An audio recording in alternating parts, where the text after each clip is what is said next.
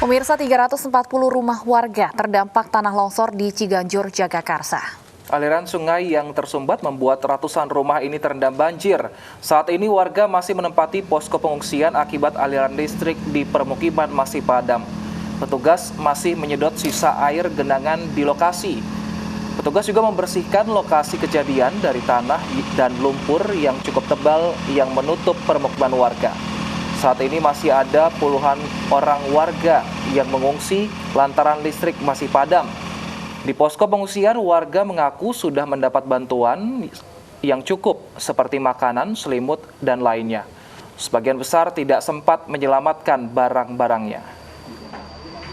Masih lumpur, air di rumah, udah nggak bisa ditempatin.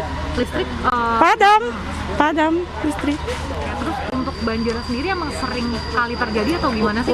Udah emang sering, tapi biasa. Ini yang parahnya udah 3 kali kalau parah longsor gitu. Masih takut karena masih ada genangan kan. Takutnya ntar kalau malam banjir lagi kita takut gitu. Udah selama saya di sini udah 3 kali saya ngalamin banjir begini. Pertama longsor di Jure, di sini juga waktu itu pernah longsor. Yang ketiganya di sini. Gubernur DKI Jakarta dan Pangdam Jaya malam tadi meninjau lokasi banjir dan longsor di kawasan Ciganjur, Jakarta Selatan. Ratusan rumah terendam banjir dan roboh. 1 orang warga meninggal dunia akibat tertimpa bangunan rumah.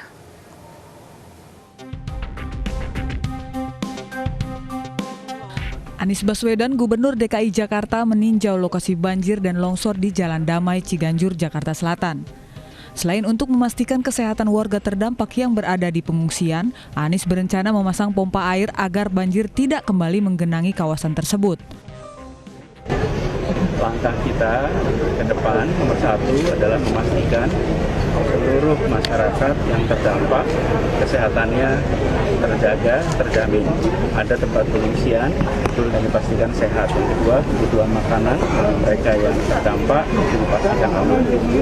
Yang ketiga, saat ini aliran sungai terhambat oleh puing-puing sehingga aliran tidak mengalir. Akan dipasang pompa mobile untuk menarik air dari sisi selatan melewati puing-puing langsung ke sisi utara. Tidak hanya Anies Baswedan, Pangdam Jaya juga meninjau lokasi banjir dan longsor tersebut. 36 prajurit TNI diturunkan untuk membantu membersihkan sisa banjir dan longsor. TNI akan membantu semaksimal mungkin untuk proses evakuasi yang mengungsi dan kemudian akan membantu proses percepatan untuk mengatasi tanah longsornya. Karena memang ini harus sesegera mungkin, dikhawatirkan hujan turun nanti berakibat longsor susulan.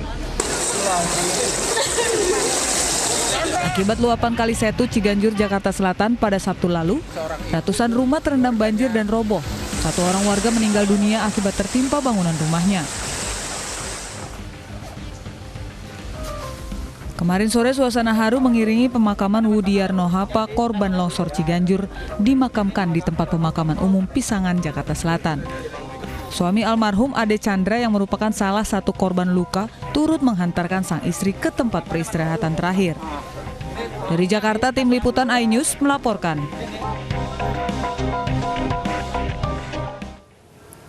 Untuk melihat seperti apa kondisi terkini di lokasi banjir dan longsor di Ciganjur, sudah ada Nadia Raisa di sana. Nadia, bagaimana kondisi terkini di sana?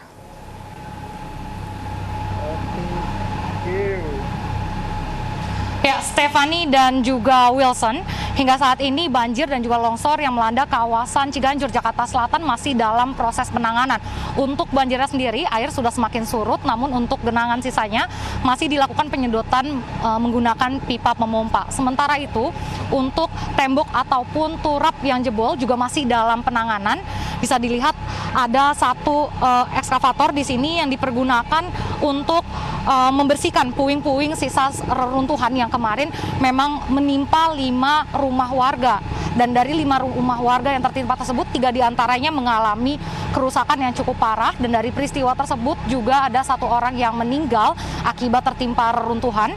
Dan 2 orang lainnya luka-luka dan kemarin telah dilarikan ke rumah sakit. Sementara itu di sisi kiri atau di atas dari tembok ataupun turap juga terdapat satu ekskavator lagi yang dipergunakan untuk mengeruk tanah agar hal ini digunakan sebagai antisipasi jika terjadi hujan susulan sehingga tanah tidak longsor, dan jika intensitas hujan pun tinggi maka tidak akan merendam rumah warga. Sementara itu longsor sendiri terjadi dikarenakan tembok perbatasan jebol serta intensitas hujan yang tinggi dan mengakibatkan air anak Kali Setu meluber hingga merendam rumah warga. Kemarin Gubernur DKI Jakarta Anies Baswedan sempat mendatangi lokasi ini. Beliau juga mengatakan bahwa yang terpenting langkah pertamanya adalah menjamin kesehatan dan juga makanan serta minuman dan juga kebutuhan warga lainnya harus tercukupi. Selain itu, ia juga mengatakan bahwa nantinya akan ada dinas yang melakukan pengecekan ke sini perihal investigasi tata ruang wilayah terdampak, apakah memang rumah-rumah ataupun permukiman yang ada di sini sudah memenuhi aturan ataupun sesuai dengan aturan tata ruang yang ada ataukah tidak. Selain itu juga hingga saat ini dari 271 orang yang terdampak, 45 orang diantaranya masih menempati posko pengungsian, yaitu terletak di pendopo yang berada di dataran yang lebih tinggi lagi, dan mereka juga memilih untuk tetap menempati posko pengungsian tersebut dikarenakan meskipun air sudah semakin surut tetapi listrik masih padam sehingga mereka tidak dapat beraktivitas ataupun membersihkan rumah mereka ataupun membersihkan ataupun menyelamatkan barang-barang mereka. Selain itu juga untuk di posko pengungsian sendiri bantuan logistik baik itu makanan, selimut dan kebutuhan-kebutuhan lainnya warga mengaku sudah tercukupi. Selain itu juga PMI masih berjaga untuk memeriksa kesehatan warga di situ. Ya, Wilson dan juga Stefani. Terima kasih Nadia Raisa atas laporan Anda. Selamat kembali bertugas. Pemirsa, banjir dan juga longsor terjadi di Kabupaten Jembrana, Bali. Puluhan rumah warga dan akses Jalan Nasional Denpasar Gilimanuk tersendat akibat banjir. Puluhan rumah warga di Banjarpasar, Kecamatan Mendoyo, Jembrana, Bali terendam banjir dengan kedalaman 75 cm. Banjir juga melanda sejumlah ruas jalan nasional maupun jalan desa di Jembrana.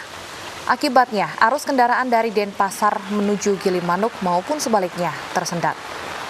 Titik banjir ditemukan di Banjar Tembles, Desa Penyaringan, Kecamatan Mendio, dan Desa Yeh Embak Kangin. Selain banjir, hujan deras juga mengakibatkan tanah longsor dan pohon tumbang. Hingga saat ini BPBD mencatat tidak ada korban jiwa. BPBD mengimbau warga terutama di kawasan rawan banjir dan longsor untuk tetap waspada mengingat curah hujan tinggi masih akan terus terjadi di Bali.